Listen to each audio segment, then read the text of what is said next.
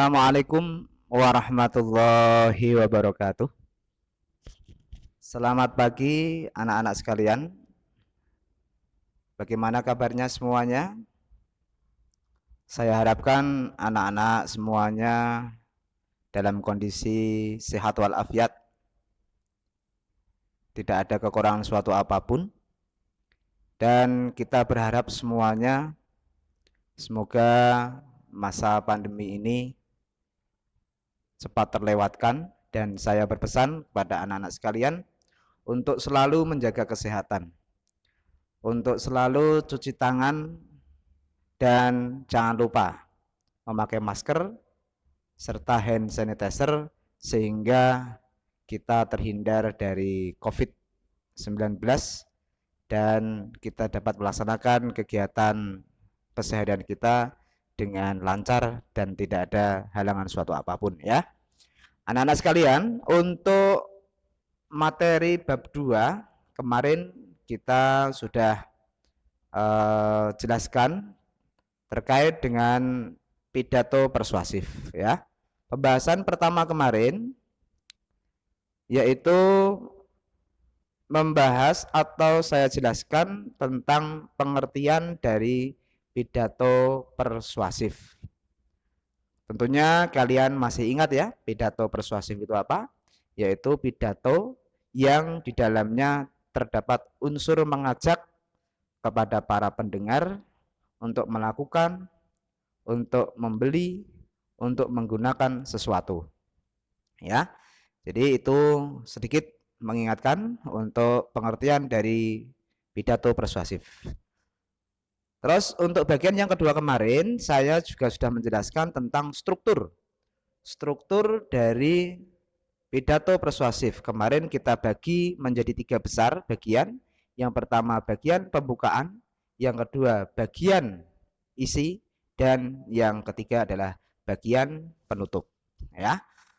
Oke anak-anak sekalian, untuk melanjutkan pelajaran bahasa Indonesia kelas 9 bab 2 ya, semester 1 ini masih seputar pidato persuasif ya. Hari ini kita akan belajar tentang gagasan utama pidato persuasif ya. Gagasan utama.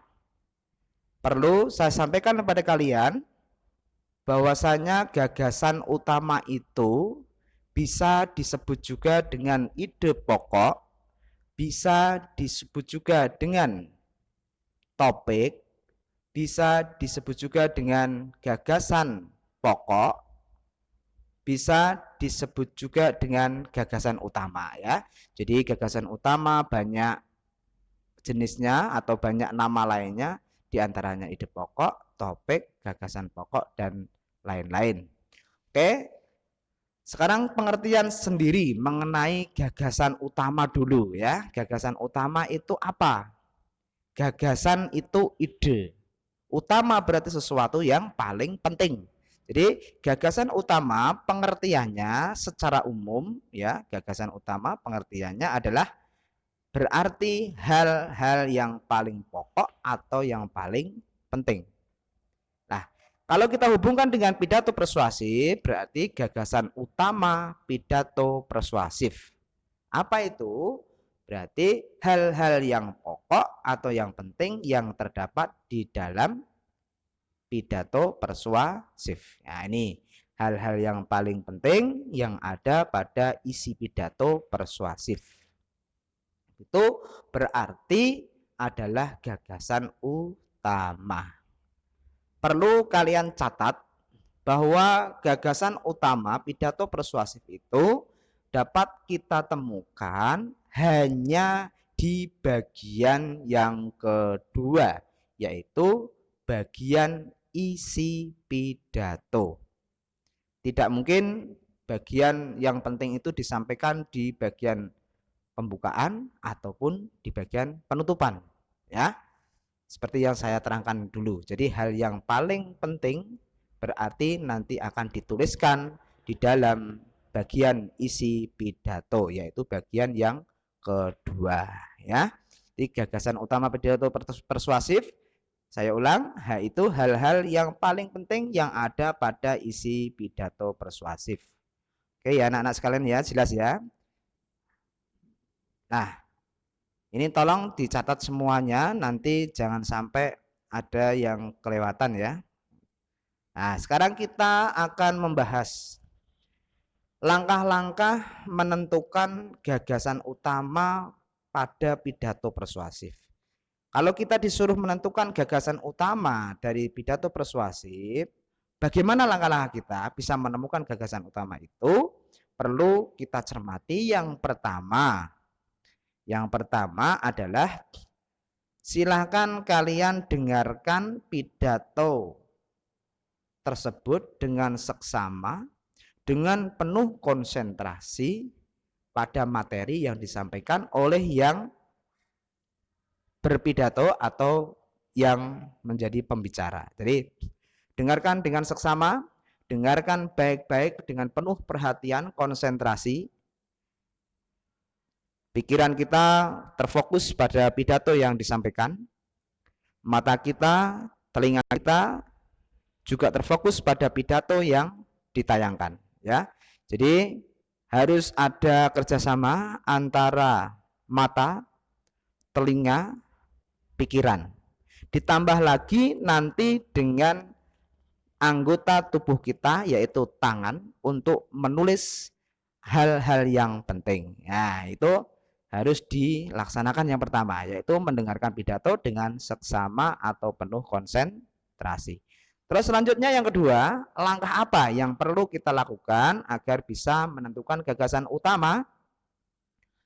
Yaitu mencatat hal-hal yang penting atau pokok isi pidato yang didengar. Tadi saya sampaikan kepada kalian semuanya, untuk anggota tubuh kita yang harus kerjasama, ya, itu satu otak, yang kedua telinga, yang ketiga mata, dan yang keempat adalah tangan, ya, tangan kita. Nah, gunanya tangan adalah mencatat hal-hal yang pokok atau yang penting dari pidato yang didengar, gitu ya. Jadi nanti menulisnya tidak usah dengan kalimat yang lengkap seperti persis yang dicontohkan atau yang dibicarakan oleh pembicara. Jadi kalian penuh konsentrasi mendengarkan pidato itu, terus dalam otak kalian olah kira-kira yang disampaikan itu intinya apa. Nah, intinya itulah nanti yang akan kamu tuliskan dengan bahasa yang singkat. Nah, kenapa? Karena di langkah yang kedua ini langkah yang paling sulit. Sebabnya apa? Sebabnya pada langkah yang kedua ini kita mendengarkan pidato. Kita disuruh mencatat hal-hal yang pokok. Kalau kita tidak pandai-pandai memilih inti dari pidato yang disampaikan, maka akan ketinggalan atau akan tertinggal dengan apa yang disampaikan oleh pembicara atau orang yang berpidato. Karena orang yang berpidato itu tidak akan dengan tempo yang lambat, ya. Jadi nanti temponya ya biasa sesuai dengan pembawaan dari orang yang berpidato. Sehingga itu menuntut kita untuk betul-betul mampu mencari hal yang pokok atau yang inti yang disampaikan oleh pembicara, dan kita dituntut untuk bisa membuat kalimat yang singkat, padat, tetapi sesuai dengan yang disampaikan oleh pembicara. Nah, ini agak sulit memang. Makanya dari itu, tolong betul-betul ketika nanti ada tugas menentukan gagasan utama, maka anak-anak harus betul-betul mendengarkan pidato tersebut dengan seksama, terus mencatat hal-hal yang penting tersebut, ya, di dalam kertas kosong. Selanjutnya, langkah yang ketiga untuk bisa menentukan gagasan utama pada pidato persuasif yaitu merangkai hal-hal yang penting tersebut, ya, ke dalam beberapa kalimat. Jadi kalau kita sudah mampu menemukan hal-hal yang penting, ya, yang kita dengarkan dari pidato tersebut, maka kita rangkai hal-hal yang paling penting itu ke dalam beberapa kalimat. Ini kita berarti sudah mampu membuat gagasan utama, ya. Seperti itu. Jelas ya, saya kira ya. Jadi gagasan utama, saya ulangi, gagasan utama adalah hal-hal yang paling penting atau paling inti dari sesuatu. Itu gagasan utama. Terus gagasan utama pidato persuasif adalah hal-hal yang paling penting atau inti yang terdapat di dalam pidato persuasif. Nah, langkah-langkahnya agar kita bisa menemukan gagasan utama dalam pidato persuasif, maka yang pertama dengarkan pidato dengan seksama dan penuh konsentrasi. Yang kedua mencatat hal-hal yang pokok atau yang inti yang didengar. Terus yang ketiga merangkai hal-hal yang pokok tadi ke dalam beberapa kalimat. Itu adalah langkah-langkah menentukan gagasan utama pidato persuasif. Saya yakin anak-anak sekalian paham apa yang saya sampaikan. Ya, nanti kalau kurang paham berarti silahkan hubungi atau japri kepada Pak Mustaqim ya. Terus selanjutnya anak-anakku sekalian, yang tidak kalah pentingnya yang perlu kita pelajari adalah menyimpulkan isi pidato persuasif. Ya, kalau tadi kita mencari gagasan utama, ini terkait ya dengan menyimpulkan isi pidato persuasif. Nah, kita kupas dulu pengertian dari kata menyimpulkan itu apa. Nah, menyimpulkan itu berasal dari kata kesimpulan. Nah, ini berasal dari kata kesimpulan, mendapatkan awalan mo dan akhiran kan. Jadilah menyimpulkan. Kesimpulan itu kata benda yang sifatnya abstrak. Untuk yang menyimpulkan itu menjadi atau berubah menjadi kata kerja. Ya, kalau kesimpulan itu kata benda ditambah awalan dan akhiran me kan menjadi menyimpulkan. Berarti kalau sudah menyimpulkan berarti di situ sudah merupakan kata kerja. Berarti kata yang subjeknya melakukan suatu kegiatan. Nah, kita kupas dulu mengenai pengertian dari kesimpulan sendiri. Kesimpulan itu adalah pendapat akhir dari seseorang, umpama kalian ya. Pendapat kalian yang terakhir setelah mengamati, setelah menelaah, setelah mendengarkan sesuatu secara cermat. Jadi setelah kamu umpama kamu mencermati TV, film atau video atau pidato ya, setelah mencermati terus kamu berpendapat berarti kamu itu ternyata sudah mampu menyimpulkan. Itu namanya kalian sudah bisa menyimpulkan. Itu pendapat pribadimu ya. Jadi saya ulangi lagi, pengertian dari kesimpulan sendiri adalah pendapat akhir dari seseorang dengan syarat apa? Setelah mengamati, setelah menelaah, setelah meneliti sesuatu secara cermat. Pada akhirnya timbul pemikiran pada kalian, oh ternyata ini gini-gini, oh ternyata seperti ini, oh ternyata begini, dan seterusnya. Itu muncul dari pikiran kalian sendiri. Itu namanya kesimpulan.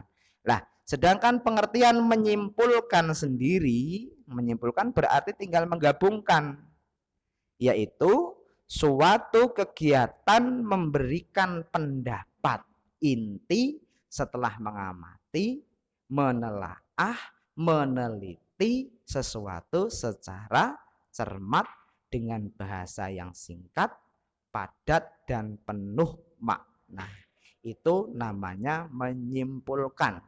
Berarti di sini menuntut subjeknya melakukan pekerjaan, yaitu memberikan pendapat akhir.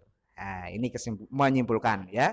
Jadi saya ulang, suatu kegiatan menyimpulkan adalah suatu kegiatan memberikan pendapat inti setelah mengamati, menelaah, meneliti sesuatu secara cermat dengan bahasa yang singkat, padat, dan penuh makna. Seperti itu pengertian dari kata menyimpulkan.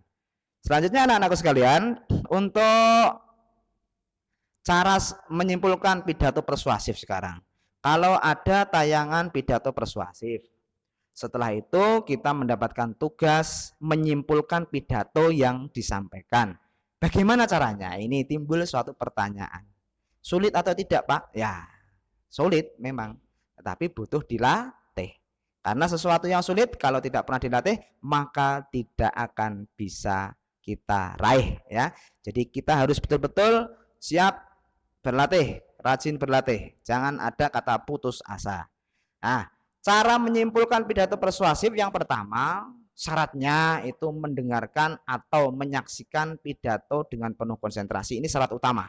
Jadi konsentrasi betul, amati. Pikiran kita jangan kemana-mana. Fokus pada pidato yang kita tonton atau kita saksikan. Ya. Terus selanjutnya, yang kedua, memahami isi pidato, dipahami.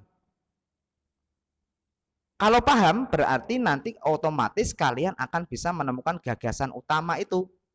Nah, di sini ada poin 3, membuat catatan hal-hal pokok isi pidato. Jadi dengan memahami isi pidato, maka akan muncul langkah yang ketiga, yaitu membuat catatan hal-hal pokok isi pidato. Ya, jadi nanti hal-hal pokok ini kita konsentrasikan khusus pada bagian atau struktur pidato persuasif yang kedua, ya, bagian isi. Ya, oke. Nah, pada bagian ini maka kita akan konsentrasi betul-betul dan akan kita temukan hal-hal pokok isi pidato tersebut. Itu langkah yang ketiga. Langkah yang keempat yaitu merangkai hal-hal pokok itu menjadi satu paragraf. Jadi dari hal-hal pokok yang kita temukan dari bagian isi tadi, maka kita rangkai menjadi satu paragraf. Nah, satu paragraf baru inilah yang dinamakan kesimpulan. Ya, kesimpulan dari apa? Dari pidato persuasif yang kita dengar. Oke ya, jelas ya. Jadi cara menyimpulkan pidato persuasif, pertama dengarkan dengan seksama, yang kedua pahami isi pidato itu. Kalau sudah paham, catat hal-hal pokok isi pidato tersebut. Dan yang keempat, rangkai dari hal-hal pokok itu menjadi satu paragraf baru. Nah, paragraf baru yang jadi inilah yang dinamakan kesimpulan. Berarti kalau kalian sudah mampu membuat paragraf baru dari hal-hal pokok isi pidato, maka kalian sudah mampu menyimpulkan isi pidato. Saya yakin kalian paham ya. Oke, anak-anakku sekalian. Untuk ciri kebahasaan teks pidato persuasif akan kita sambung pada pertemuan yang akan datang. Jadi intinya anak-anakku sekalian, yang saya sampaikan tadi tentang gagasan utama pidato persuasif, tentang langkah-langkah menentukan gagasan utama, tentang menyimpulkan pidato persuasif, silahkan kalian salin di dalam sebuah buku catatan, jadikan satu dengan penjelasan yang kemarin, dan kalian selalu baca, kalian pahami ya. Nanti insya Allah kalian akan paham dengan sendirinya terkait dengan materi pidato persuasif. Begitu ya, cukup sekian dari saya untuk pertemuan yang kedua ini. Untuk pertemuan yang ketiga kita sambung pada kesempatan yang akan datang. Atas perhatiannya saya mengucapkan terima kasih dan mohon maaf atas segala kekurangan saya. Terima kasih. Assalamualaikum warahmatullahi wabarakatuh.